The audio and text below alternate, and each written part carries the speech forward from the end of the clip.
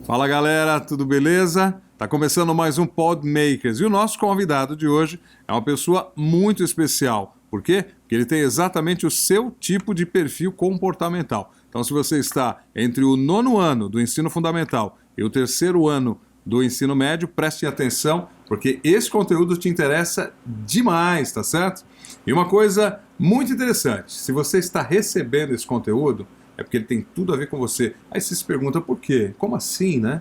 O que essa pessoa pode compartilhar de conhecimentos, pode trazer para que eu perceba como algo bom para mim? A forma como ele recebeu e enfrentou os problemas e as situações é bem a forma como você recebe e enfrenta as situações. A diferença é o seguinte, você pega a experiência de quem viveu e de quem resolveu da melhor maneira possível. Não de qualquer maneira, da melhor maneira possível. Então é o seguinte, você tem o mesmo perfil comportamental? Simplesmente do nosso convidado de hoje que eu te apresento, professor Gui Leite. Bem-vindo, prazer te receber aqui, professor Gui. O prazer é nosso porque falar de educação, falar de profissões, isso é o que mais dá prazer para a gente, né?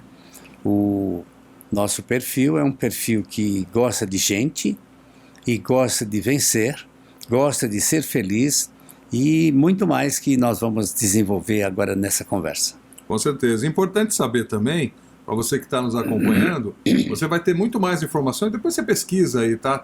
Procura lá, Pet Carreira ou Top Carreira, fácil. Aí você vai entender em detalhes, se você desejar, tudo que a gente está conversando aqui. Professor Gui, um executivo pessoa seria o quê? Conta pra gente um pouco desse perfil, que é o seu. Sim. Veja bem, o executivo pessoa ele passa por 4 fases na vida bem distintas. A primeira é um momento de a gente estar com um certo receio, um pouco de medo, mas não é bem um medo, é uma... Ainda agora eu falava para você... Timidez? Timidez. Muito bem, obrigado.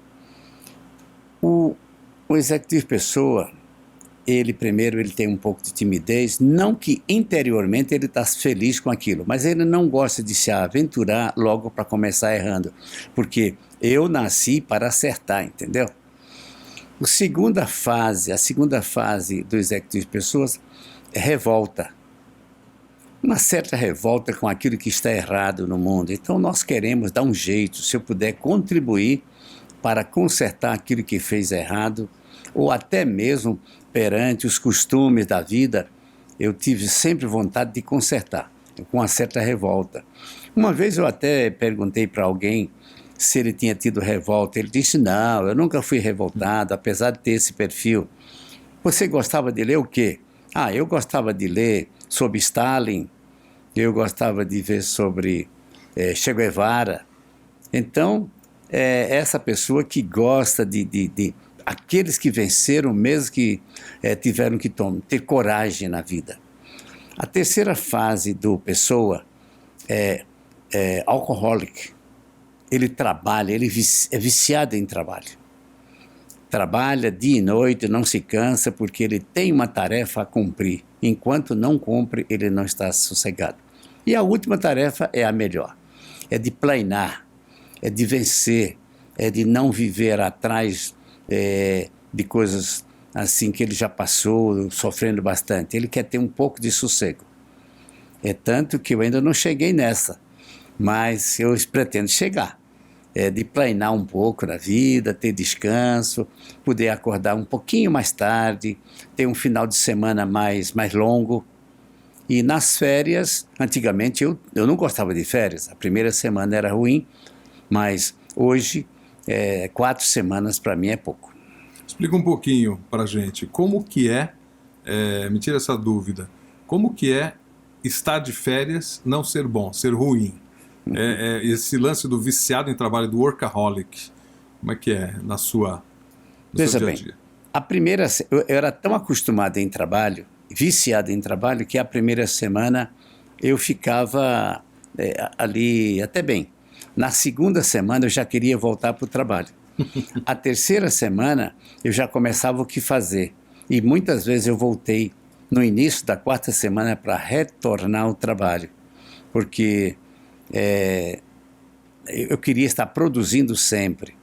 Outra coisa que acontecia é que eu começava muito cedo, terminava tarde, pensando que eu ia terminar tudo num dia, né? Tem muito isso, né, da pessoa colocar como missão daquele dia aquilo que às vezes demora mais um dia para ficar pronto. Pois Depende de outros, né? Agora, Rui, e quem me ouve, é que eu sempre fiz o que eu gosto. Isso é muito importante na profissão de alguém. Gostar do que faz. E eu comecei a lecionar muito cedo, né, com 19 anos, ou até antes um pouquinho. Eu tenho 60 anos de professor, ou 61, acho que em agosto talvez tenha terminado, que eu não fiz muito essa conta. Sempre dei aula, sempre estudei, e eu não deixava que meu professor falasse de um assunto que eu não já tivesse lido sobre ele. Então, isso é bem importante, isso faz parte daquele que tem esse perfil. Eu não gosto de ficar para trás.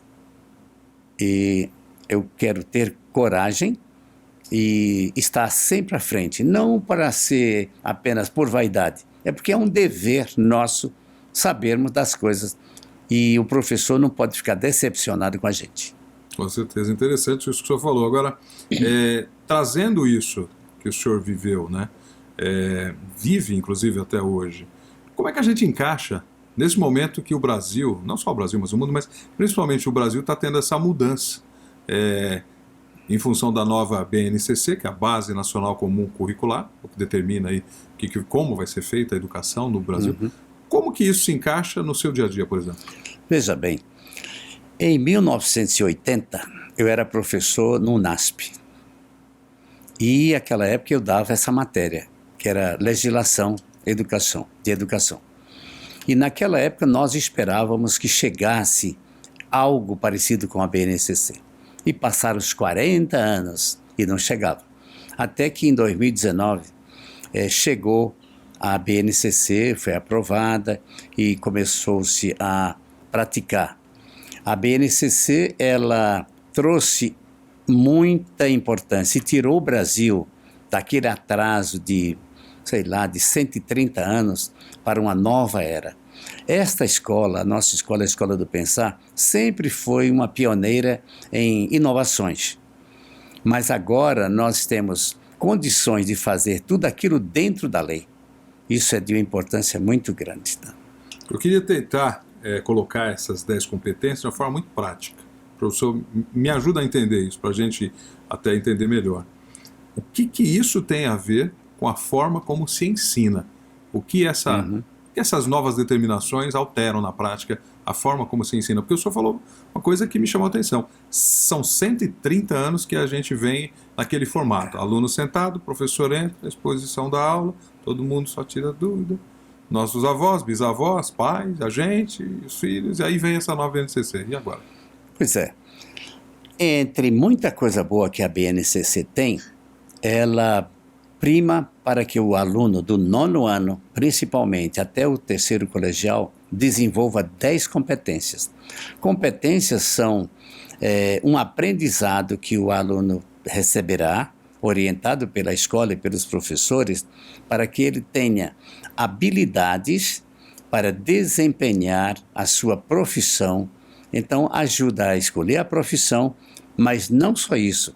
Ele, para ser um esposo, ele vai ter competências para ele trabalhar por conta, para se ele, digamos, mesmo que ele não fizesse um curso superior, ele teria um preparo já de antemão. Mas, para desempenhar qualquer uma dos trabalhos que ele vai, como médico, engenheiro, ou comerciante, ou administrador, psicólogo, professor, ele vai ter um subsídio bem substancial para que ele possa saber, compreender, ensinar, viver, e dentro da família, dentro do lar, tudo isso está em 10 competências ali, de uma maneira muito satisfatória. Num passado até não muito distante, professor Gui, usava-se muito fazer o teste vocacional, né? Acho que eu fiz o teste vocacional e veio realmente uma das coisas lá que eu faço, que é o jornalismo. Mas assim, eu vejo muita gente bater com os burros na água, negócio de teste vocacional. Hoje como é que é feito isso? Veja bem, o que você falou lá no início de PET carreira e de Top carreira. top carreira, Tem...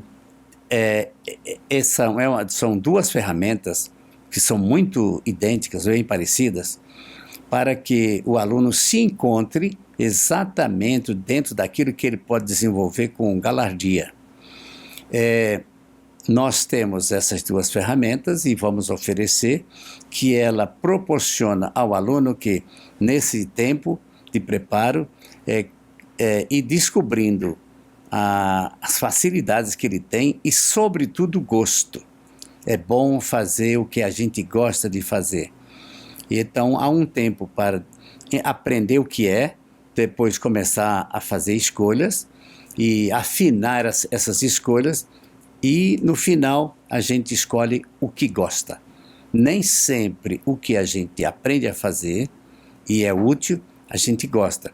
E essas ferramentas possibilitam que nós tenhamos tudo isso, mais o gosto.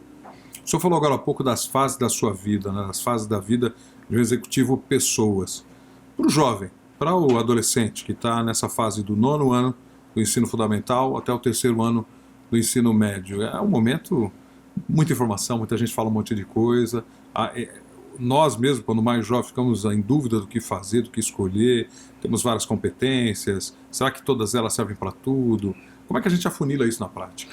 Veja bem, quando eu falei agora das fases da vida, este aluno do 9º até o 3º do médio, ele está numa transição de timidez e revolta. E esse aqui é um momento que é preciso que a família tenha a colaboração da escola.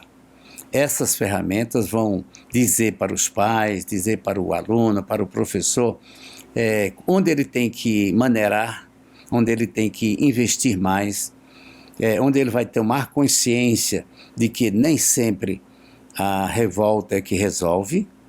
Isso é quase que natural, termos revoltas com aquilo que está errado, mas tem que vencer a timidez. É muito comum um adolescente ter medo de dizer, ele está passando ali por uma efervescência dos hormônios, né? E a família, às vezes, trata com uma certa indiferença ou com uma certa rispidez, que isso não é aconselhado. Vamos compreender o adolescente, vamos compreender esse estudante, que ele está enfrentando muitos problemas, aí onde é que entra o trabalho da escola com essas duas ferramentas, tá? Interessante o senhor falar isso. O que exatamente a ferramenta faz para ajudar o aluno, o jovem no caso, a tomar decisões mais assertivas? Veja bem, através de uma pesquisa que se faz, o aluno respondendo, e um software vai fazer um relatório, alguém vai dar um feedback, aonde ele vai se encontrando. Eu confesso que fiquei muito admirado quando eu li esse relatório a primeira vez. Eu aceitei 100% do que essa ferramenta estava dizendo. Eu não consegui tirar uma palavra sequer. O acerto disso é de 95% a 100%. É realmente algo bem interessante e, sobretudo, que ela foi chancelada por Universidade de Harvard. E a origem de tudo isso são cientistas que estudam o comportamento humano, a vontade humana, e tudo isso é bem embasado na ciência. Interessante. O senhor comentando isso me fez pensar em um aspecto da sua infância, né? Porque, assim, conversando com o senhor, a impressão nítida que eu tenho é que o senhor é um jovem há mais tempo, né? Tem essa vitalidade, essa coisa legal. Como foi a sua infância, essa idade, entre os 15? Como era o seu pai, sua mãe, o seu estudo? Como é que funcionou? Eu nasci na roça. Eu nasci num sítio lá em Pernambuco e eu aproveitei. Nós éramos criadores de ovelha, de galinha, de vacas, de animais de carga. E eu aprendi a trabalhar com isso aí. Eu tirava ração, eu ajudava a capinar, eu plantava, eu colhia, e aquilo ali foi me ensinando a cada momento. E eu pensava muito. Horas eu ficava muito calado, não conseguia externar. Minha mãe foi a minha confidente a maioria das vezes, né? Meu pai um pouco mais afastado. Por sinal, esse meu perfil, ele é formado pela mãe. Minha mãe foi extraordinária. E ela me ouvia, me entendia, e eu fui pedindo para ela o que eu desejava, ter alguma coisa, e eu sempre fui muito curioso. E é interessante, Rui, que eu fui católico, né? Estudei para padre durante alguns anos. Desde muito cedo eu valorizei a Bíblia, a palavra de Deus sempre esteve comigo. Nunca fui carola, eu respeitei sempre todas as religiões, como hoje também eu faço isso. E eu gostava de conversar com pastores, com padres. A minha timidez foi vencendo, né? Quando eu fui para o seminário católico, eu tive a oportunidade de ler muito. Nós somos descendentes de judeus, tanto da parte de meu pai como da minha mãe, e eu aprendi a ler muito cedo. Meu pai todas as noites lia para a gente, à luz de candeeiro, ele tinha lá livros e contava histórias, até pequenas piadas bem limpas, né? Graças a Deus. E nós fomos criando assim. Então, a comunicação de meus pais era boa, principalmente da minha mãe. E eu fazia parte ali da vida de casa. Mais tarde, nós trabalhamos com casas de farinha, que é transformar mandioca em farinha e em beijus. Também tínhamos um engenho de cana-de-açúcar. Chegamos a plantar café, goiabeiras, maracujá. Eu vou só fazer uma gentileza, vou colocar aqui o microfone um pouquinho mais perto, Tá bom. eu só faço tua cadeira, mas pode continuar. Obrigado. E a minha vida foi de trabalhar. Eu digo para os pais que desde cedo ensinem os seus filhos a trabalhar. Isso é muito importante. As atividades de casa, até ensinar para o jovenzinho limpar a casa, lavar pratos, e ajudar a mãe em buscar as coisas na roça. Em casa a gente ensina, já que aqui não tem roça, o nosso filho vai ao mercado. A minha filha de 12 anos é quem faz a nossa feira semanal. Ela vai ao mercado, ela escolhe, ela só vai acompanhada com uma pessoa adulta para fazer o pagamento, porque é importante que seja uma pessoa adulta para fazer o pagamento. Mas a escolha das coisas, aprender a escolher um limão quando ele é cheio de caldo, né? Ele tem que ser pesadinho e liso. E tudo isso, os pais que fizeram isso comigo, eu faço também, e eu acredito também que o aluno na escola, na nossa escola, aprende a vivência. Foi assim a minha infância. E tinha mais irmãos, irmãs? Como é que éramos em 10. 10. Morreram 2 bem cedo, 8 se criaram, e nós vivíamos em família, e as nossas brigas de irmãos eram bem poucas. Nós não costumávamos brigar, pegar, puxar a orelha, puxar o cabelo, nunca houve isso aí. Então, o trabalho dignifica a gente, e a divisão de trabalho também, trabalhar em equipes era muito importante, né? Na roça é bom trabalhar em equipe. Outra coisa que me aconteceu bem foi aprender a andar a cavalo. Eu fui aquele que tinha a coragem de amansar os bois, amansar cavalos, amansar os asnos, e levei muitas quedas, e tudo isso a gente fui aprendendo como cair, como tratar o animal, respeitar o animal lá na sua... Cada animal tem uma diferença de comportamento. Então, isso foi o que a minha infância e também a adolescência. Eu fui para o seminário muito cedo. Acredito que eu tinha 9, 10 anos quando eu fui para o seminário. Muito cedo mesmo. Muito cedo. Eu fiquei lá até fazer o ginásio da humanidade, e onde a gente faz ali já a teologia junto a isso aí, né? E aprendi latim, foi muito bom. Aprendi um pouco de italiano, um pouco de grego. Isso foi me ajudando bastante. Eu tive um privilégio muito grande. Eu convido a todos os adolescentes a ler livros bons. Os pais devem ajudar a selecionar os livros. Isto é de uma importância muito grande. O senhor acha, por esse seu comentário que o senhor fez agora, que o adolescente hoje em dia não está muito aí para a leitura, não é muito a pegada dele? Rui, o que veio estragar um pouco foi o celular. Porque ele é muito mais fácil ouvir e ver figuras, filminhos, do que ler. Mas os nossos alunos aqui na Escola do Pensar, eles têm a sua oportunidade de cada ano ler de 2 a 3 livros, assim, ou 4. É um por bimestre, um livro paradidático. É um livro escolhido, é um livro de formação, de uma boa editora, de um bom autor.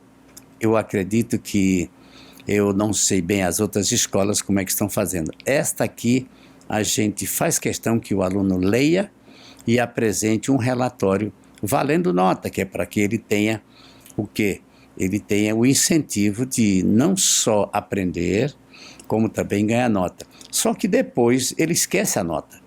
Ele gosta tanto de ler, de ficar conhecendo mais, que a nota passa a ser secundária.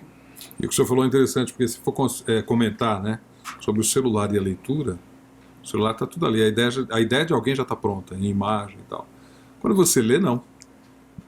Eu posso ler, você pode ler, quem está nos assistindo lê, e cada um de nós vai fazer aquela imagem. Se descrever uma mesa, né, com 2 pessoas conversando, dois copos, 2 canecas sobre a mesa, eu posso imaginar a caneca branca, a mesa de madeira, o senhor pode imaginar a caneca de outra cor. A imaginação, ela frutifica através disso, né?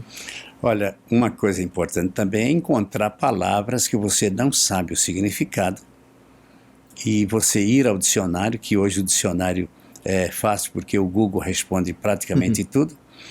E eu sempre digo que não passe por cima de uma palavra sem compreender o seu significado. Como eu falei, eu estudei latim. O latim me ajudou bastante. A língua portuguesa, ela tem 85% que veio do latim. 12% veio do grego. 3% restante veio de outras línguas. Hoje, acredito até que precisaria fazer uma nova aferição para ver se já alterou esse percentual. Mas o conselho que eu dou, ter um dicionário próximo, aprender a grafia e saber a origem. Existem palavras, a maioria elas tem um radical, mas existem palavras que não têm um radical. Nós chamamos isso de convenção.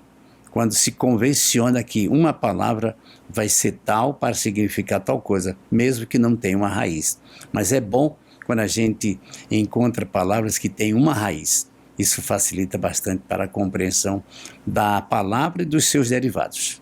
Sabe que eu gosto sempre de pensar, quando estou falando com a pessoa assim, empresário, né, que tem uma carreira de longos anos, uma pergunta que acho que a maioria das pessoas tem curiosidade de saber, né? Quando foi que você fez o seu primeiro milhão?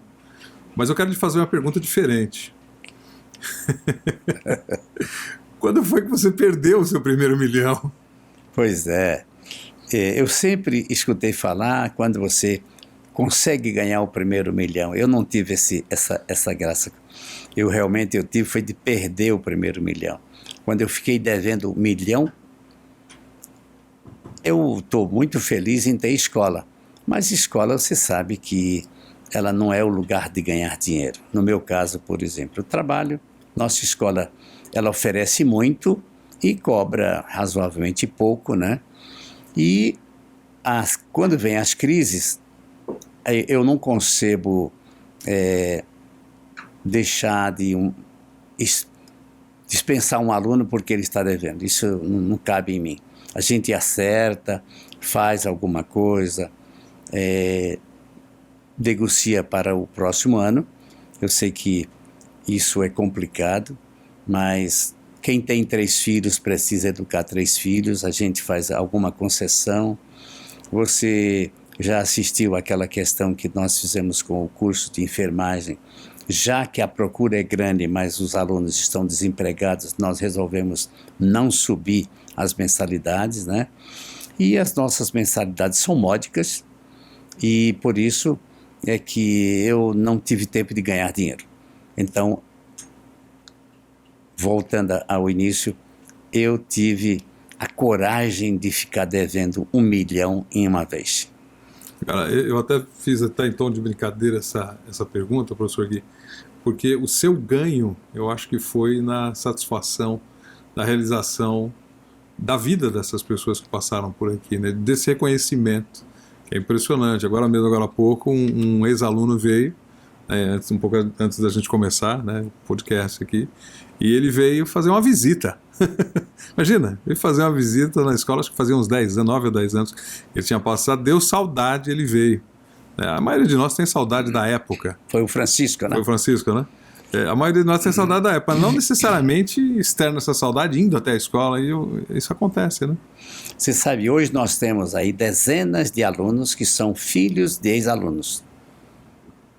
E já temos até, essa escola tem 40 anos, já tem netos de ex-alunos aqui. Então, a pessoa estudou, aí botou o filho para estudar, o filho cresceu, teve filho, botou o filho para estudar, na terceira geração. Na terceira geração. E isso é muito bom, né? E eu tenho muitos amigos. Aliás, o pior inimigo meu, eu tenho coragem de ir com ele para o céu.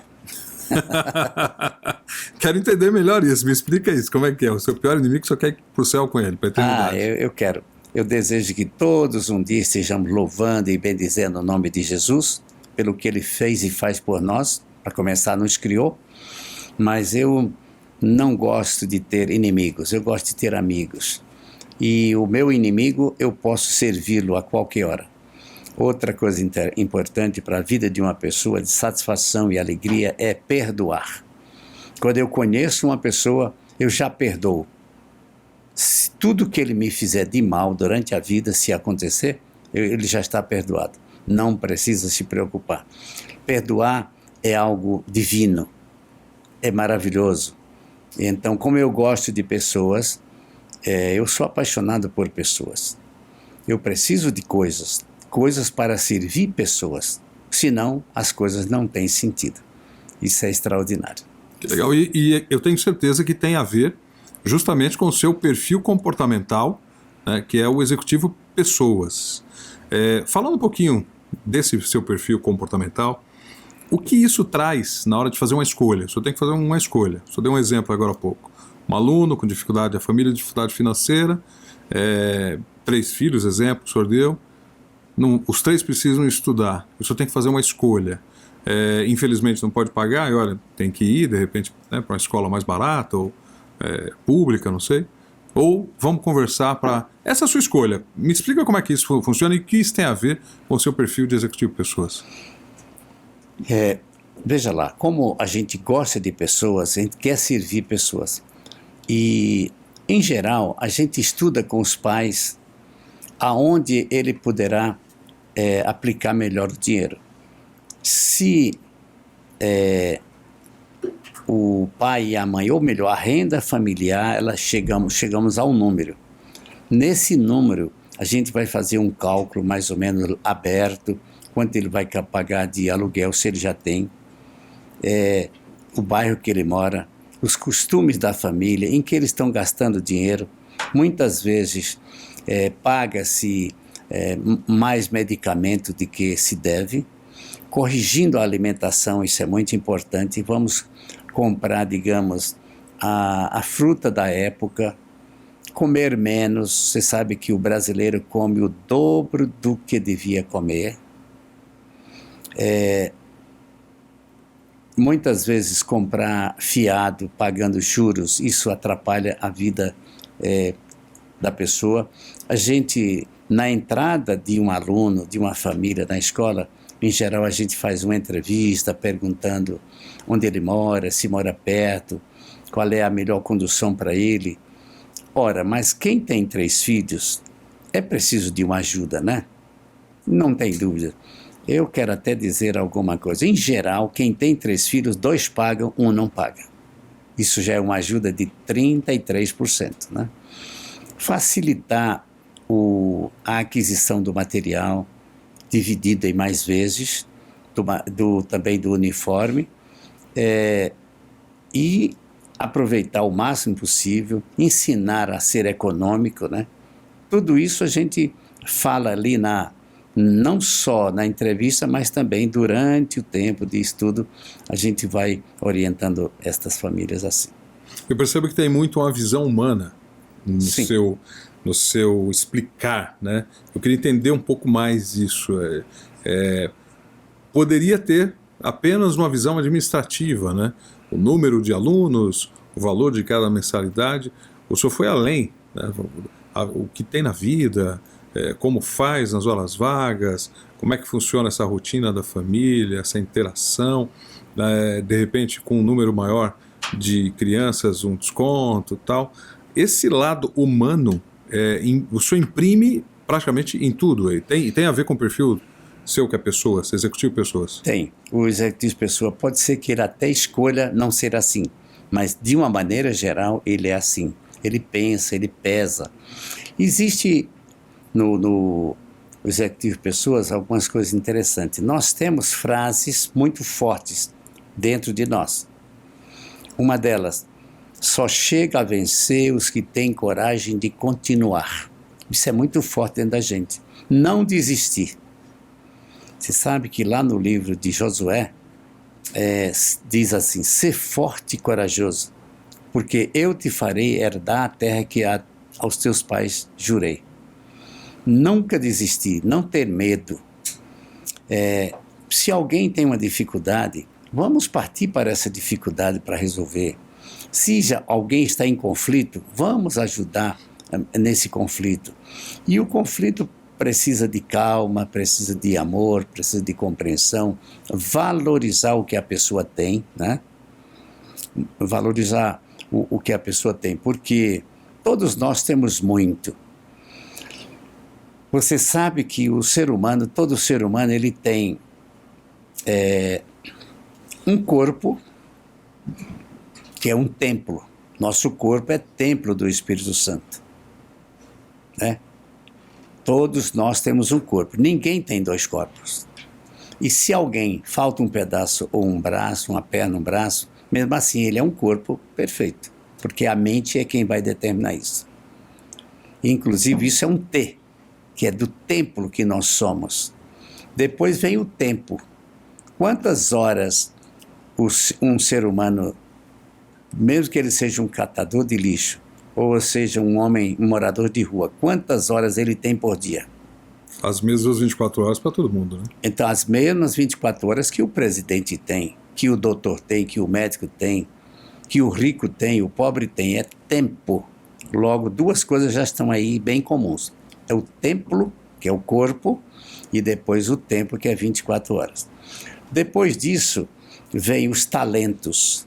Talento é o que nós sabemos fazer. Todos nós sabemos fazer alguma coisa. Até se for falar. E eu lembro quando o meu filho mais velho, que é o Gui Júnior, ele ainda tinha 4 anos de idade, ele disse assim: eu queria vender revistas. Aí nós colocamos aqui no peito dele uma frase assim: eu vendo revista por, sei lá, R$2. Uhum. E ele saía apertando as campainhas lá em Ribeirão Preto, a dona de casa saía, lia e comprava a revista dele. Era um talento que ele tinha: andar, apertar botões, ele carregar ali no peito uma placa, né?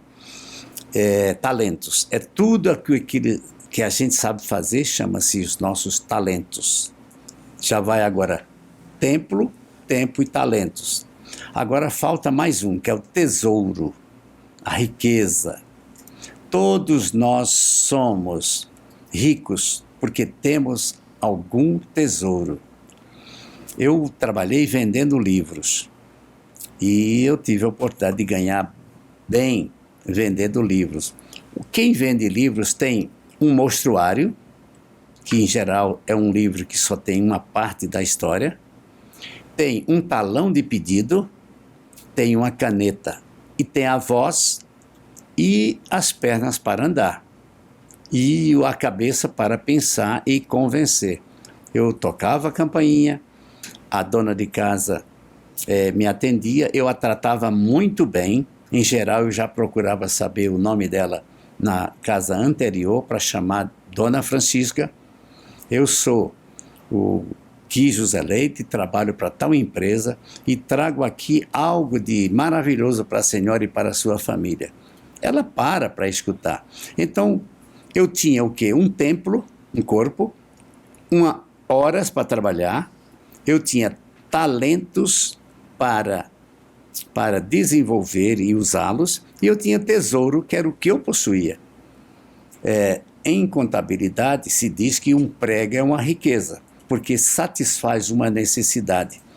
Isso, Rui, você pode ver que são bases para a vida da gente. A Escola do Pensar, ela pensa nisso. A vida da gente, e em especial com o ser humano, como humano que nós somos, temos que levar isso em conta. Tudo isso serve para a gente vencer na vida, desempenhar uma profissão. Eu acredito muito que quando você vê o resultado do trabalho, né, da vida de um profissional do seu nível, está muito claro quais são os acertos, né? E os acertos te mantêm, né? As pessoas às vezes esquecem que os erros às vezes te ensinam mais e te ajudam, e às vezes ajudam quem está perto olhando. Sim. Fala um pouquinho dos seus erros, professor Gui, para tentar até aprender um pouquinho. Me ajuda a aprender, tirar algum conhecimento que seja positivo de um erro. Certo. Um dos erros que eu cometi na vida, nem sei se foram erros, mas eu acho que sim. Eu era muito apressado em falar, em externar o que eu pensava. Aos poucos eu fui aprendendo a demorar um pouco, ter uma resiliência nas respostas. Eu escutava os outros e depois dos erros dos outros, eu não cometia mais os meus. Eu errei bastante antes de aprender que eu tinha que dar tempo para o outro falar primeiro. Isso é muito bom. Agora, eu esquecia muitas vezes de dizer muito obrigado. Eu podia esquecer de pedir licença. E isso foi me dizendo aos poucos que eu posso, quando eu não peço licença, eu não sou bem recebido. Se eu não digo obrigado, ao final, se eu não agradeço, eu vou ser chamado talvez de mal agradecido. Eu fui aprendendo isso, inclusive com leituras de boas maneiras, né? Isso faz parte da educação e isso a gente aprende já na rua, né? O senhor já tinha mencionado agora há pouco que lê a Bíblia. E agora o senhor novamente está falando de leitura. Claro, um professor, educador, lê bastante. Uma leitura, ou algumas leituras, se o senhor quiser falar mais de uma, que foram essenciais para a formação do Gui José Leite que a gente conhece. Veja lá, eu com 4 anos e meio ia à missa e eu escutava o padre falar da Bíblia. Inclusive eu lembro quando ele falava do velho homem e do novo homem. Nós devemos esquecer o velho homem. É aquele que é ranzinza, ciumento, egoísta. Então nós temos que partir. E depois eu aprendi a ler Vida de Grandes Homens. Isso foi muito bom. Os grandes homens servem para nós de exemplo, né?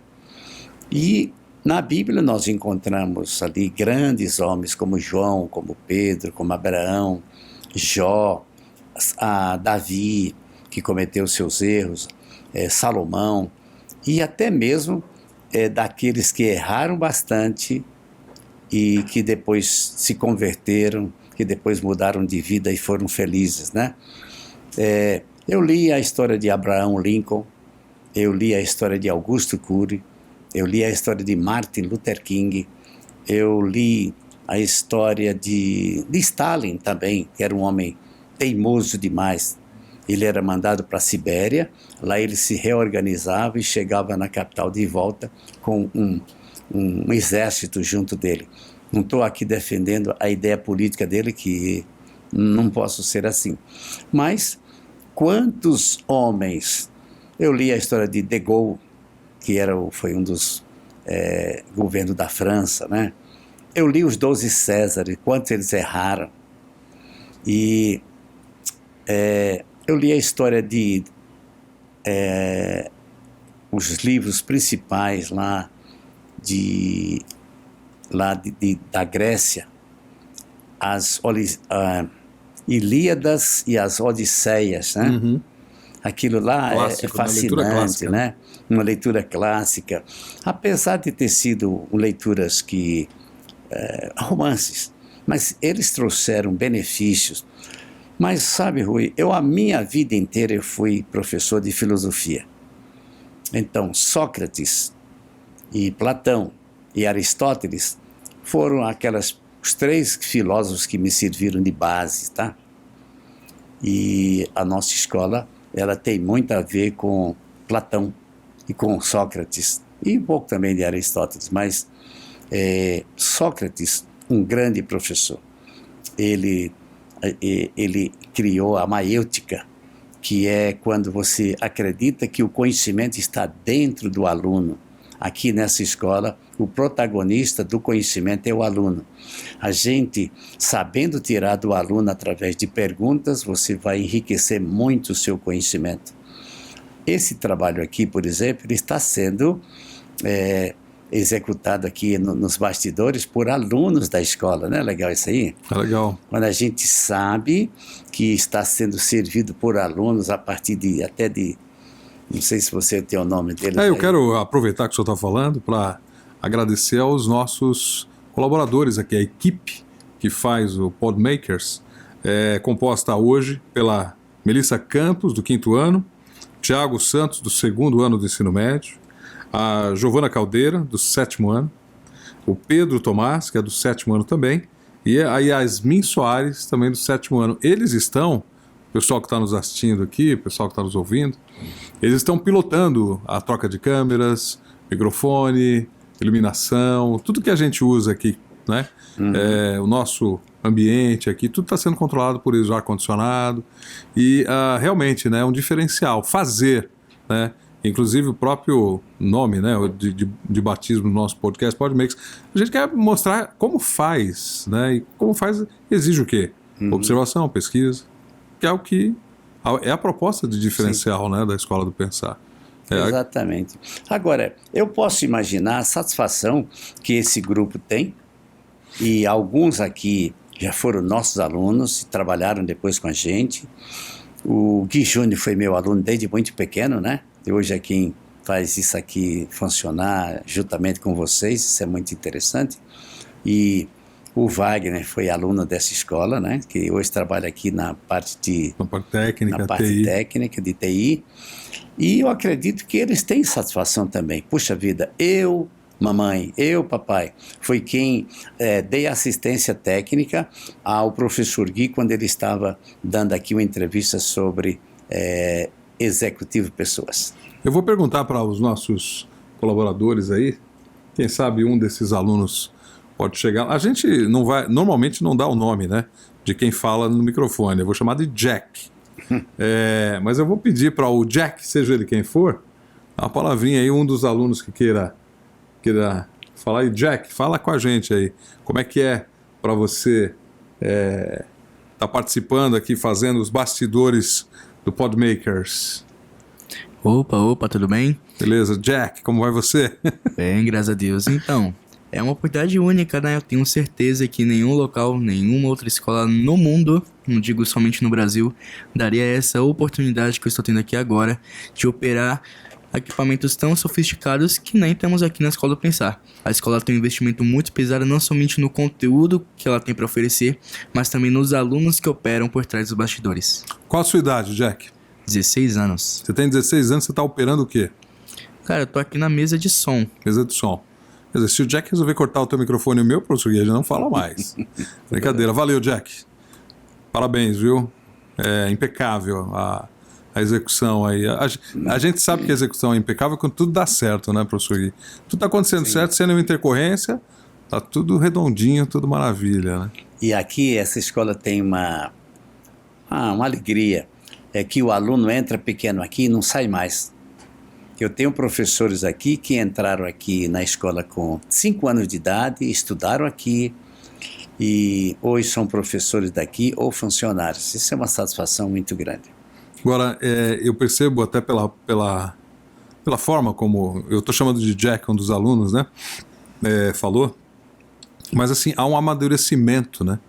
E esse amadurecimento, o senhor também teve, conforme os anos foram vindo, conforme a escola foi se desenvolvendo, e vem diretiva do governo, agora BNCC e tal. Como é que foi quando o senhor viu a BNCC e percebeu que a sua filosofia, a filosofia, né, do corpo docente, sob a sua direção aqui da Escola do Pensar, estava exatamente de acordo com a nova BNCC? Quer dizer, a sua perspectiva foi quantos anos antes que o senhor teve essa 40 percepção? anos antes dela nós tínhamos essa visão.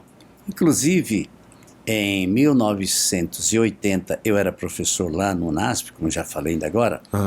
Eu tive a ideia de fazer provas com perguntas que um aluno fazia, escrevia, e 10 perguntas, trocava aquelas perguntas com um colega, ele respondia, um respondendo do outro, e aquele que fez as perguntas, depois que o colega respondia, ele corrigia e dava uma nota. Isso foi um sucesso. Olha, o aprendizado foi muito grande. E não havia cola, porque ele tirava a pergunta lá da leitura que ele fazia em cada parágrafo. Tipo, elaborava a pergunta na hora, sim? Lia o parágrafo, sim, elaborava eu dava a pergunta. tempo para ele elaborar a pergunta, dava tempo para o outro responder, trocando as perguntas, e chegava para mim já corrigida com nota. Uau! O aluno é que fazia isso.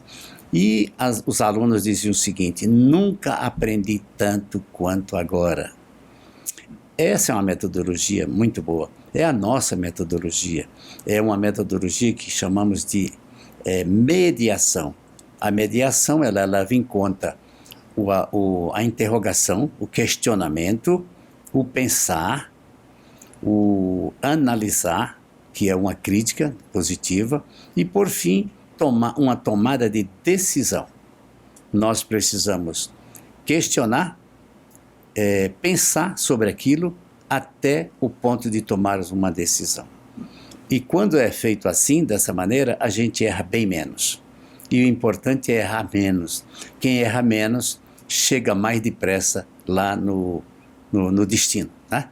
É verdade. Agora, e se a gente pensar, né, que nos últimos 10 anos, a revolução de você ter a internet no bolso, né, como é que a gente tinha que fazer pesquisa antes? Ir atrás de um livro, biblioteca? Sim, era enciclopédias. Ou então tinha uma pesquisa que era fazendo entrevista de lugar em lugar. Hoje a gente faz uma pesquisa sem sair de casa, ali com uma máquina na mão. E é possível, além do telefone, pode ser feito, mas o conhecimento já está ali, todo à nossa disposição em grande quantidade.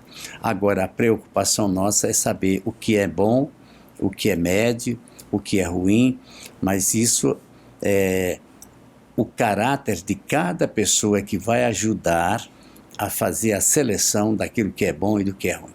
Essa evolução do ensino, professor Gui, que, por exemplo, como o senhor falou aí agora, né, não depende mais de um livro para aprender. Eu quero ver alguma coisa, eu vou na internet e quero pesquisar sobre top carreira, pet carreira, que foi o que a gente indicou no começo. Eu vou lá, digito e vem tudo. Tudo que estiver disponível aparece. Então, não preciso de um livro, não preciso de alguém me ensinar, não preciso de nada. Agora, simplesmente a informação está lá, eu já aprendo? Não, veja lá. O livro, apesar da internet, apesar de tudo isso, o livro ele ainda é bem necessário.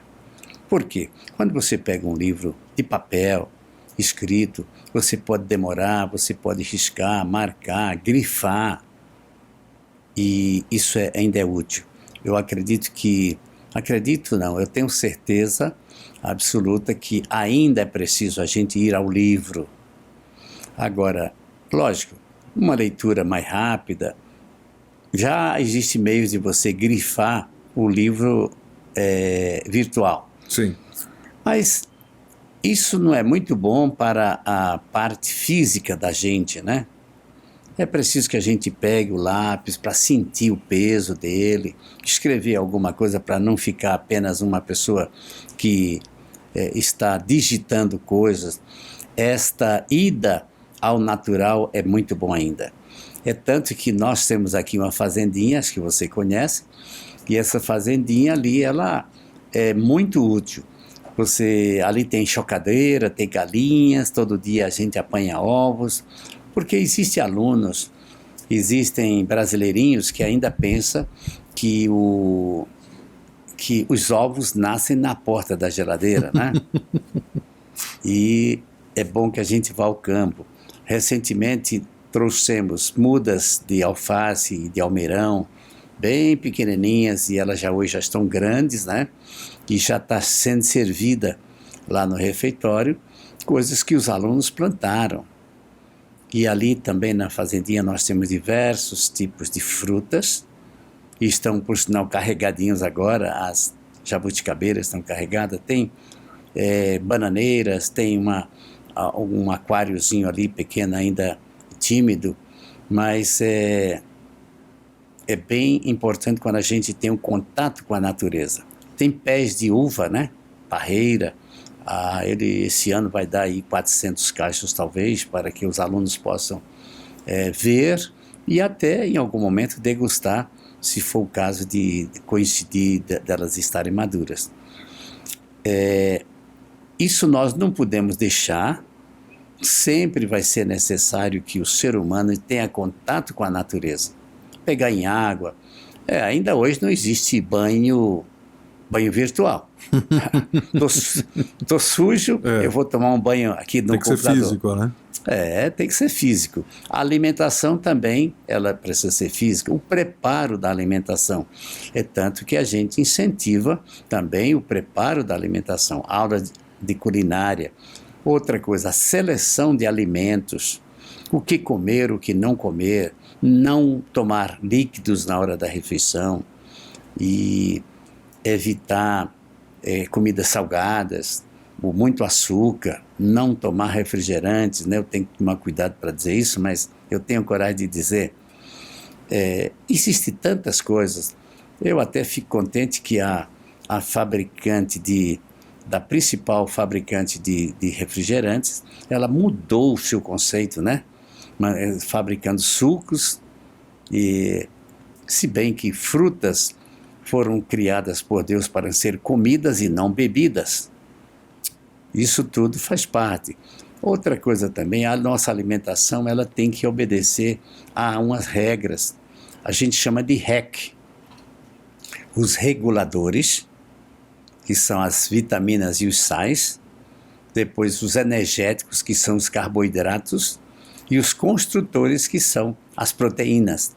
Toda refeição devemos ter a presença dessas três coisas: as vitaminas e sais, os carboidratos e as proteínas, que são para fabricar a parte da construção do corpo, né? E é muito interessante isso que você falou aí da fazendinha. Eu tive a oportunidade de ir lá e vi inclusive as crianças plantando, né?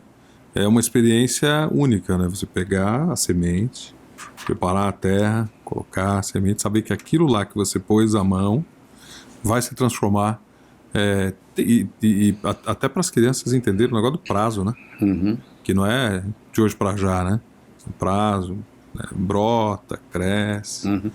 Agora, Rui, não vamos esquecer de voltar um pouco ao perfil profissional chamado de executivo pessoas.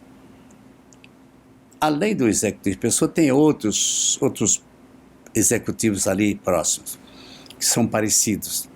É que nós somos generalistas. E o generalista, ele valoriza tudo, até mesmo daquilo que é ruim, dá para tirar coisas boas. Minha mãe dizia que não há o bom sem falta e nem o ruim sem habilidades.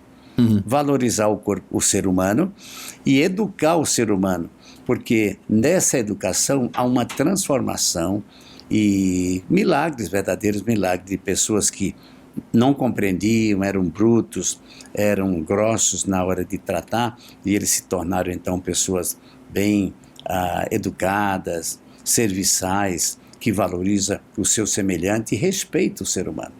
Isso é muito importante na formação do caráter. O caráter é a única coisa que nós levamos desta vida para a vida que vamos ganhar quando Cristo voltar. É verdade. Agora, temos falado muito aqui nesse bate-papo, professor Gui, o lado pessoas, né? E o lado executivo. Por que executivo, pessoal? O que tem de executivo neste perfil? A gente viu vários exemplos que eu dei aqui, que eu até mencionei, é muito humana a decisão, a forma como se avalia. E a parte executiva, onde é que entra? Então, não dá para ser humano sem executar. Nós precisamos mostrar serviços, né? Isso é importante. Então, são realizadores. Nós também realizamos.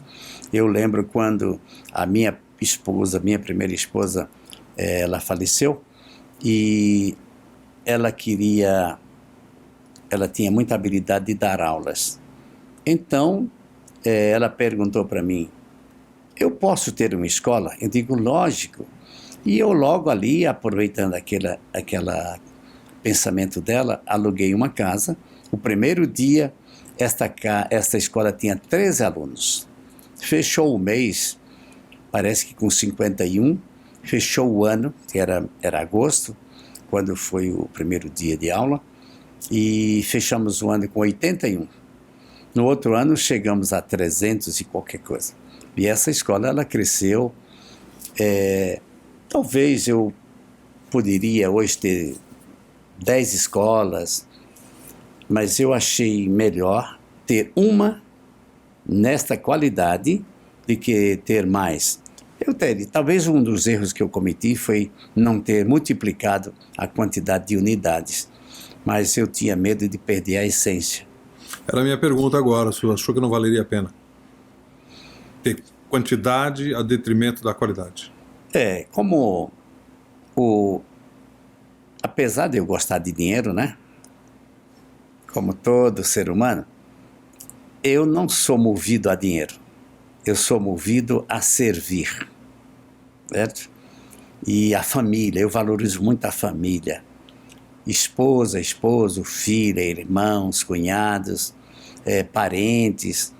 Família é coisa maravilhosa, né?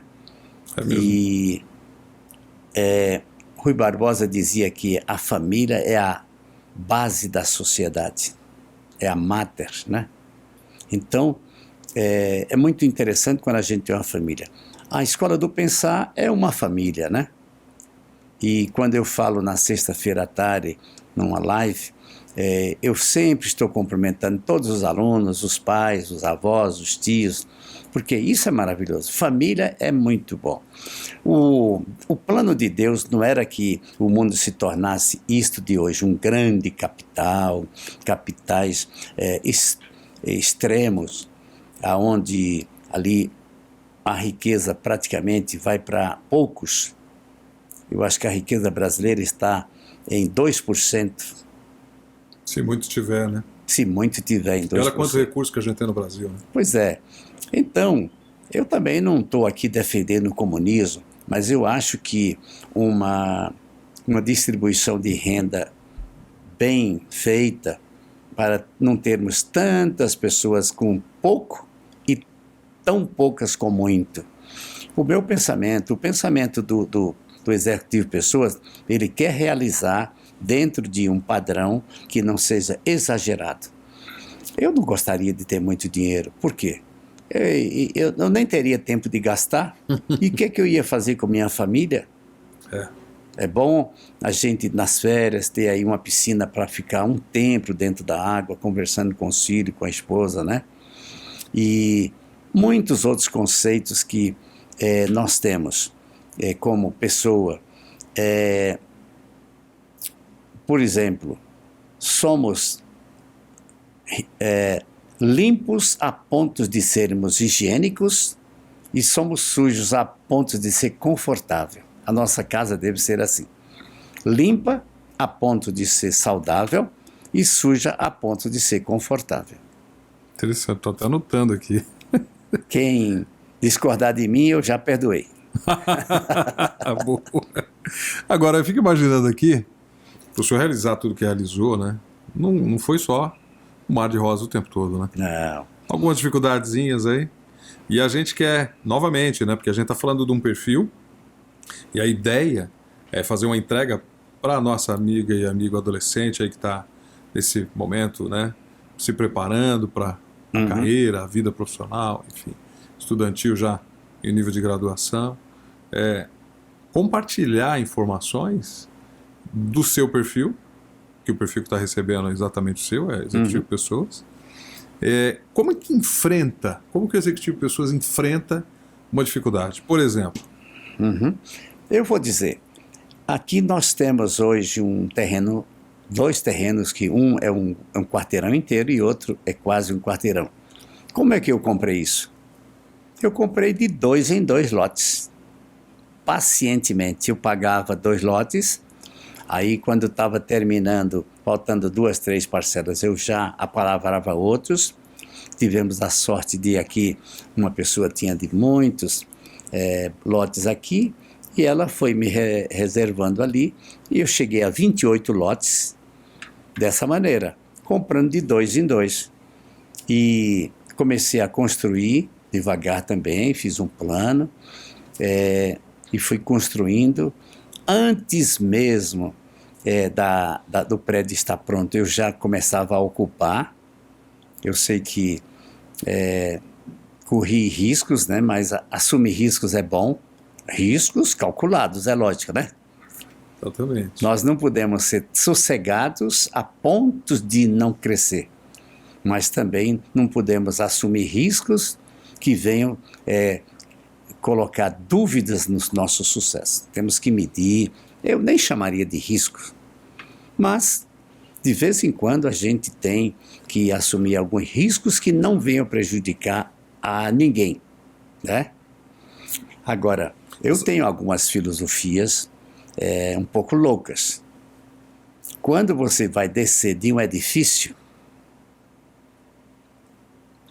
de dificuldades, não é edifício físico, a gente deve pular. Entendam bem, não é pular fisicamente. A gente tem que pular nas aventuras. Eu fui comprar, eu não tinha dinheiro uma vez, nada. E o meu mestre de obra pediu 500 sacos de cimento, que era para encher lajes. Eu fui até uma loja de cimento, que vende cimento, e eu digo, eu preciso de 500 sacos de cimento. Ele disse, tudo bem, mas eu não posso te entregar isso de uma vez. Eu digo, nem eu quero que mande de uma vez. Olha lá, que legal. Eu comprei 500 sacos, ele me vendeu por um bom preço, mas eu disse para ele que eu ia receber de pouco e pagar de pouco. Foi assim que nós fomos vencendo. E aí já é uma sacada, né? Tipo, saber comprar negociar. poucos sacos, com certeza o preço seria maior. Aumentando a quantidade, ganhou o poder de barganha para...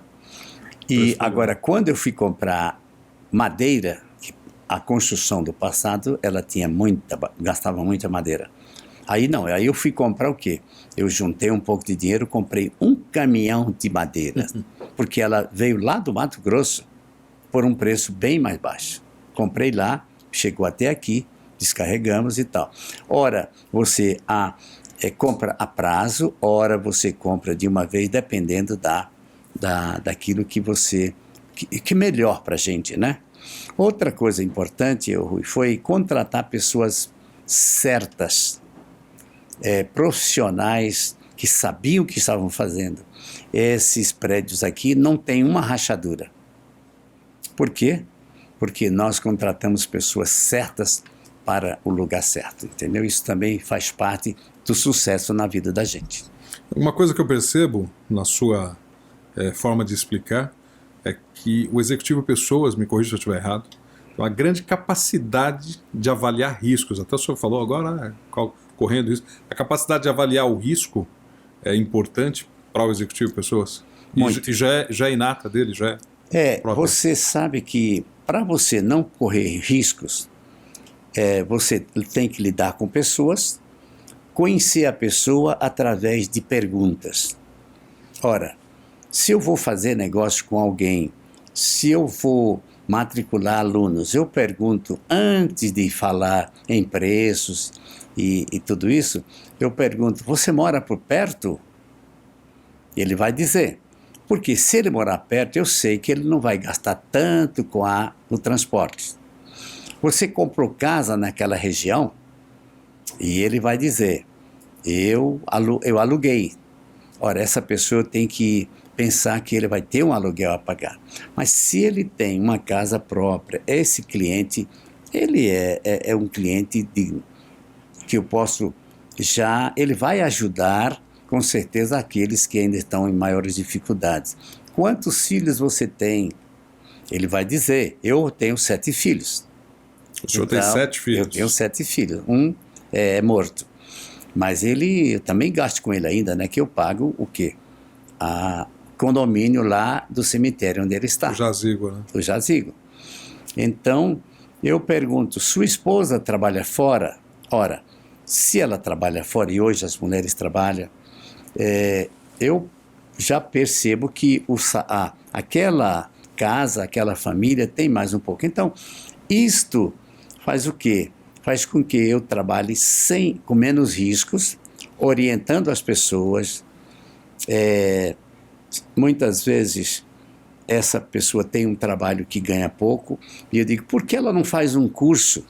A exemplo disso, aqui nós temos a enfermagem, que uma enfermeira hoje é procurada e ganha relativamente bem, e quando essa pessoa, a gente faz também, na medida do possível, um levantamento de perfil, se essas pessoas, principalmente a esposa, tem um perfil de vendas, ora, eu vou dizer, por que você não trabalha com vendas?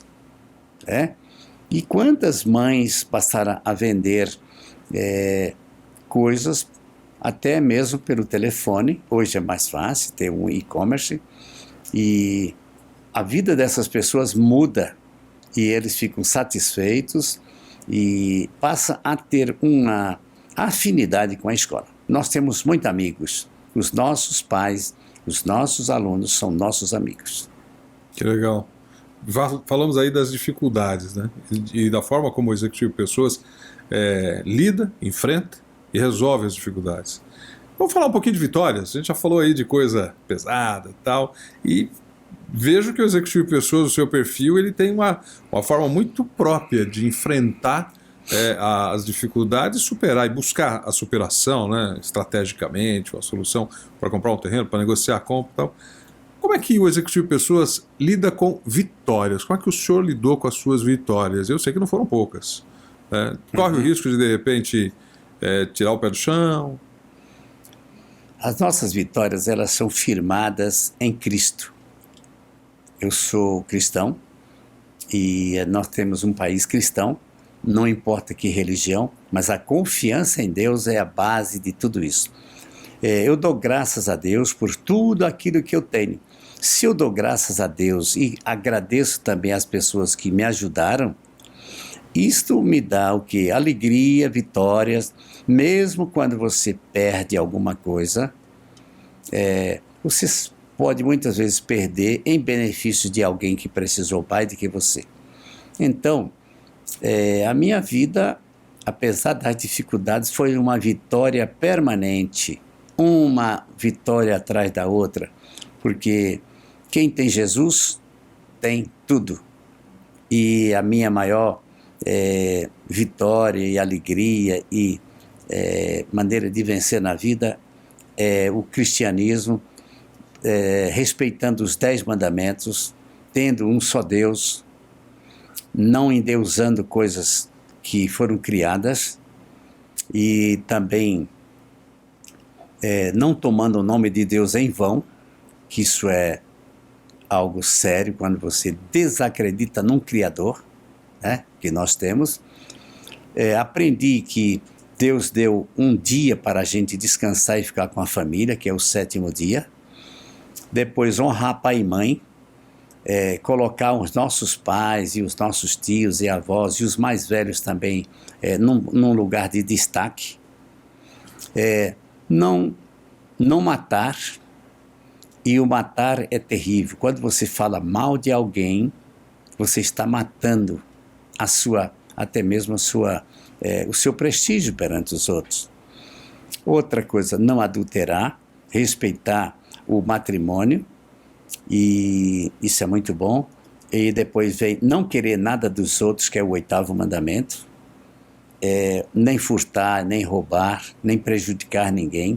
E uma vez eu vi uma palestra de mais de 1 hora só sobre o 8º mandamento. Quando é que a gente pode desrespeitar o 8º mandamento, que é não furtar? Se eu tenho que dividir algo com alguém e eu chego primeiro, eu tenho a obrigação de pegar a menor parte. Se eu chego no supermercado, agora sim, eu sou idoso, eu já posso agora estacionar no lugar de idoso. Mas antes de eu ter 60 anos, eu não podia absolutamente fazer aquilo. Um lugar de um paraplégico, nunca eu estacionei, porque eu não sou, eu preciso respeitar. Tudo isso faz parte da honestidade. É interessante. O 9º mandamento é não falar mal da vida dos outros, e o 10º mandamento é não desejar, cobiçar as coisas dos outros. A gente pode querer o que o outro tem, não aquilo mesmo que ele tem. Vamos conquistar o nosso. A imitação não é pecado. Agora, desejar de uma maneira invejosa, isso é pecado. Então isso é uma satisfação muito grande, e é a maneira da gente viver feliz, construindo um caráter, porque Deus quer de nós, para a vida eterna, o caráter. E o caráter é baseado nos 10 mandamentos. Isso mesmo. O senhor está falando aí da gratidão cristã, através da qual o senhor expressa, né, a alegria pelas suas vitórias. O senhor mencionou aí alguns valores. Vivemos numa sociedade pós-moderna, uma sociedade que os valores parece que estão escritos numa latinha de qualquer embalagem, né? Valores são vistos como quase algo descartável, mas eu percebo que para a sua trajetória esses valores foram essenciais. Sim. Como foi isso? Veja lá, os valores, eles são baseados na moral, na ética, né? Ética e moral são coisas primordiais para os nossos valores, né? E a cultura familiar são baseados em leis. O pessoa, ele não é muito de legalidade, mas ele é de lei. A legalidade, quando ela é exagerada, ela torna-se ruim, cansativa e chata. Mas quando você obedece às leis, respeitando a ética e a moral, isso vai se transformando em valores que a gente tem. Tratar bem todo mundo. Não importa se alguém está zangado, se ele é meio louco, apressado. Devemos tratar com alegria, né? Essa paciência, esta resiliência, porque me perguntam sempre o que é resiliência? É a paciência na quantidade certa. Agora, nós não podemos ser exageradamente pacientes, deixar tudo para depois.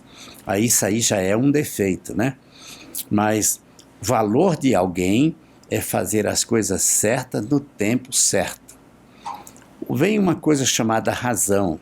Eu disse que sempre eu fui professor de filosofia. O que é razão? Que isso faz parte também de valores. Muita gente confunde razão, acha que um tem razão e outro não tem razão. Todos têm razão. Até o ladrão tem razão Por que de roubar? Sabe por quê?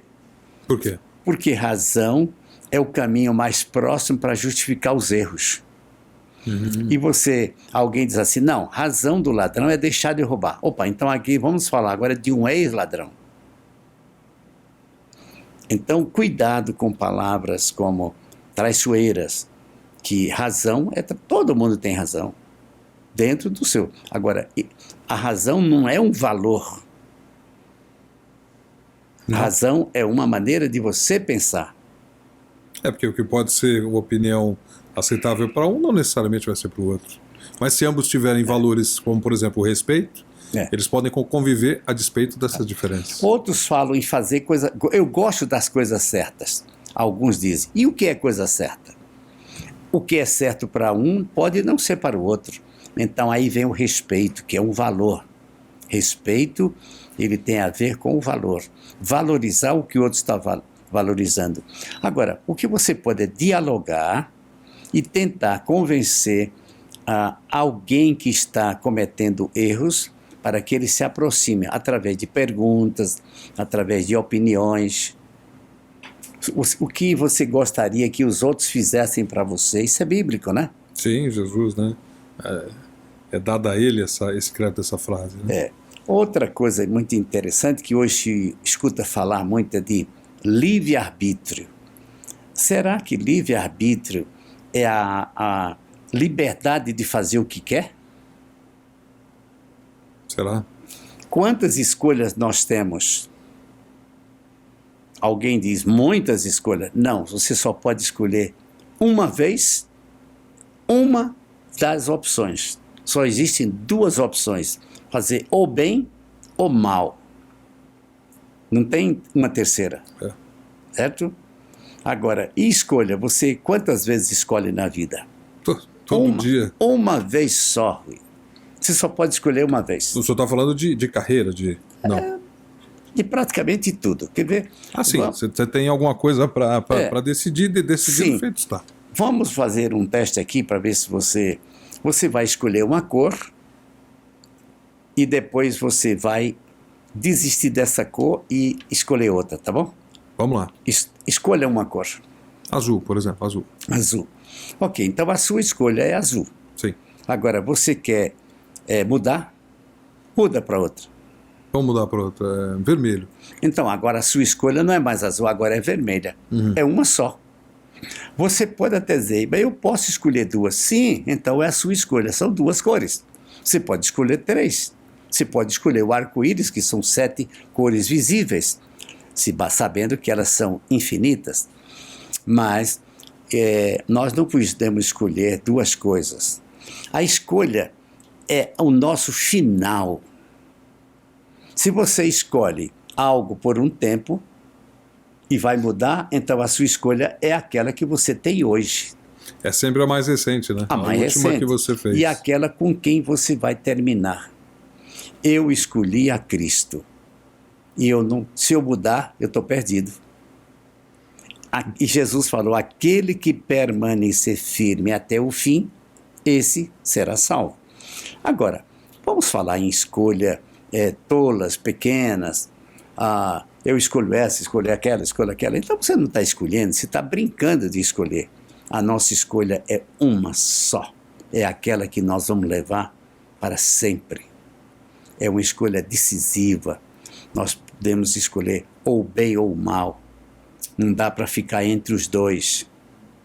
A Bíblia diz ainda, escolhei hoje a quem sirvais. Se a Deus, Deus.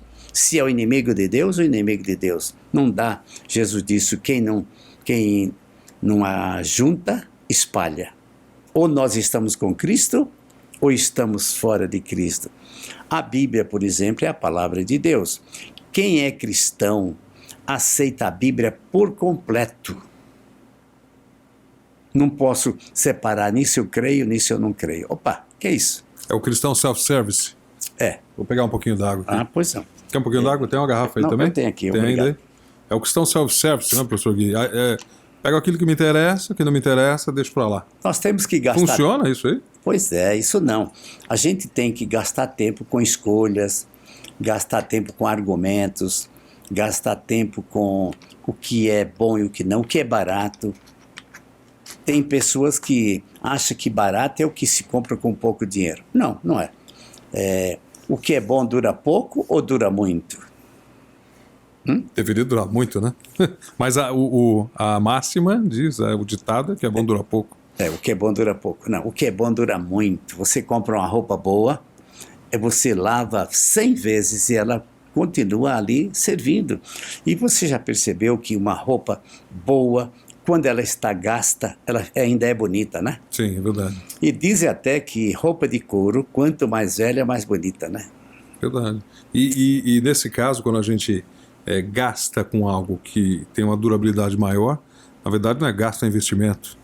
É investimento. Então, quem já não teve essa experiência, né? Você compra uma roupa que não dura nada, vai gastar de novo daqui a pouco. Uma vez eu fui a um shopping e tinha uma camisa lá, camisas muito baratinhas. Eu comprei 5.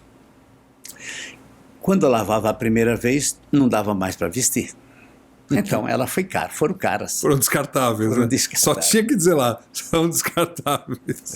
E falar em descarte, o mundo hoje está cheio de descartes, né? Eu estava hoje comendo com um garfo que tem as seus pontas moles, assim. Aí eu tive que consertar um pouquinho. E eu lembro que na minha casa, meus pais, eu nasci, eram uns garfos e facas, e eu saí de casa para me casar e vim embora, e os garfos e facas eram as mesmas, e as colheres. Que coisa, hein? Não acabavam, não. Pesadinhos, né? Firmes. Que maravilha, né? Interessante que o senhor mantém na memória Sim. Memória afetiva até, na casa dos pais, refeição, o garfo. Em geral, o pessoa, ele aparece até que ele é muito moderno, mas ele é conservador, ele é tradicional. E eu gosto de manter, não gosto de descartar. Eu gosto de museus. A minha esposa também gosta de museus, porque ela me escolheu velho, né? Então... Seu bom humor é impressionante. Agora, aproveitando dentro dessa linha do humor, né? Cada um tem a sua motivação em momentos diferentes para coisas diferentes. Eu queria entender quais foram, se tem mais de uma, qual é a sua principal motivação. O senhor falou agora de cristão, né? A escola cristã, como o cristianismo é presente na sua vida, mas pode até ser o mesmo motivo, é claro. O motivo é seu, eu quero entender isso melhor. A sua principal motivação, força motriz, que faz o Gui, professor Gui, acordar de manhã e falar, vamos que vamos. Veja lá, eu gosto de viajar, eu me motivo para viajar, mas ainda não é a maior motivação. Se for, eu queria estar esses dias, tirar umas férias em Caldas Novas, mas não está sendo possível, não há problema. Se eu ficar na praia também é muito bom, se eu ficar numa fazenda é muito bom, mas isso ainda não é o que me motiva. Eu gosto, apesar de viajar, a família, estar com a família é muito bom, mas a minha motivação suprema é um dia, em breve, estar com Cristo no céu, juntamente com todos vocês.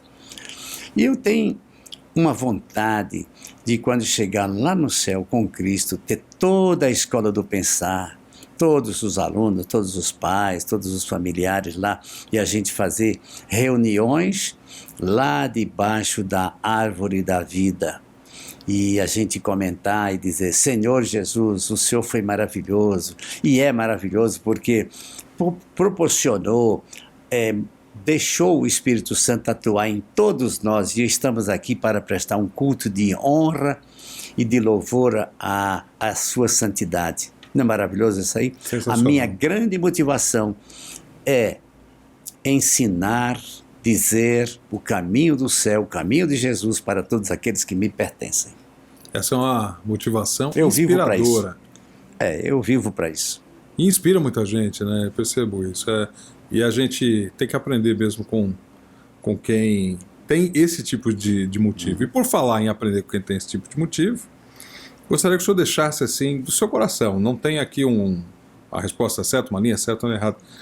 A gente está produzindo esse conteúdo aqui para jovens, novamente, entre o 9º ano do ensino fundamental e o 3º ano do ensino médio. Ou seja, o 9º, o 1º, o 2º e o 3º ano do ensino médio, que estão aí naturalmente ansiosos, naturalmente querendo conhecer a si mesmo, saber, né? Ou já conhecedores de parte ou de totalmente as suas habilidades, como aplicar essas habilidades no mercado de trabalho, como serem assertivos, enfim, é o como fazer, isso gera ansiedade.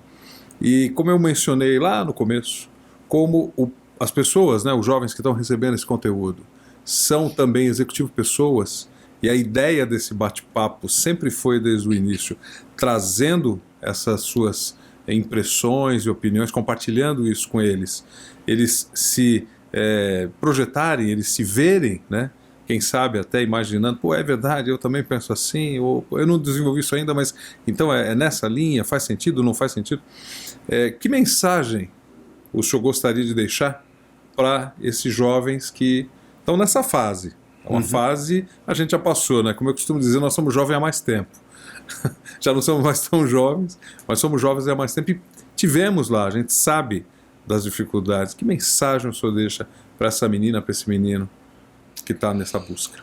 Veja bem, nós falamos aqui do executivo pessoas. O executivo pessoas, ele quer uma coisa, o desejo que ele tem, a mensagem que eu tenho. Venham experimentar desta experiência de conhecer essas duas ferramentas que nós temos, que é assim que eu posso servir a eles, PET Carreira e Top Carreira. E Top Carreira. Venho experimentar isto para a gente mostrar para vocês, jovens que querem vencer na vida, como é que você pode escolher a sua profissão que vai dar dinheiro, satisfação e felicidade. Porque você precisa ser um esposo ou uma esposa felizes. Você precisa ser um pai feliz. Porque se não houver felicidade, não valeu a pena. E a grande felicidade é uma escolha certa. Eu convido você, venha para cá, venha conosco. Lembrando só que a diferença do PET Carreira do Top Carreira, PET Carreira é recomendado para escolas particulares, para jovens que estão em escolas particulares, e o Top Carreira, jovens que estão em escolas públicas. Basicamente, fora isso, em essência, a mesma coisa. Né? A diferença é bem pequena e a finalidade é a mesma. Nós vamos chegar lá no final com a mesma oportunidade, apenas que tem algumas diferenças, talvez, na maneira de ser aplicado. Né? Sim. Legal. Olha, sempre uma alegria conversar com o senhor, professor Gui, mas esse papo foi realmente muito bom. A gente acaba conhecendo mais de um lado que talvez a grande maioria não lhe conhece ou não teve oportunidade de conhecer, inclusive aqueles que estão bem próximos, né? Travando aí os temas administrativos do dia a dia. Obrigado, espero que você volte outras vezes. Sim. E quero dizer que, em nome de toda a equipe aqui do Podmakers, que foi um prazer te receber. As portas estão abertas para conversarmos muitas outras vezes. E, assim, aprendi bastante desse perfil que é o Executivo Pessoas. E eu espero que os nossos amigos que têm acompanhado... Gostou do conteúdo? Faz assim, assina o canal, deixa o seu like, ativa o sininho. Toda vez que tiver um conteúdo você vai receber. Foi muito legal que você esteve aqui com a gente. Até a próxima. Valeu. Valeu, professor Gui. Muito gostoso, obrigado. Hein? Foi legal, né? Muito bom. E numa próxima vez, eu gostaria de falar sobre o desenvolvimento de uma criança que está se alfabetizando. O aprendizado de mundo, depois como é mais fácil chegar a uma alfabetização. Muita gente acha que a alfabetização se dá de uma maneira, mas é um processo químico bem interessante. Um dia, quem sabe, nós poderíamos falar como é que se chega a alfabetizar uma pessoa. E a alfabetização começa no jardim e vai até o 9º ano. Ou seja, um processo de anos, né? Anos. se seguirmos corretamente as fases do aprendizado, elas entram agora, inclusive, nas competências, tá bom? Já é parte, foi um tema analisado pela BNCC. Sim, sem dúvida nenhuma. O conhecimento. Por quê? A alfabetização, ela enseja, é a bandeja do conhecimento. Né? Sem alfabetização você não consegue fazer nada, não pode ler, não pode se comunicar. E são diversas as maneiras. Tem pessoas que têm pressa que o aluno leia. Essa pressa não é boa. Ela é paulatina, ela tem fases de acordo com a idade da criança, entendeu? E acho que cada um também tem seu ritmo, não tem? Não tem isso? Principalmente se é menino ou menina. O ritmo é diferente. Como que funcionaria? A menina tem um ritmo mais rápido ou mais lento? No início, ela é mais rápida, aí depois o homem fica mais devagar e depois ele dá um pulo lá em um certo momento. Olha que interessante. É bem interessante.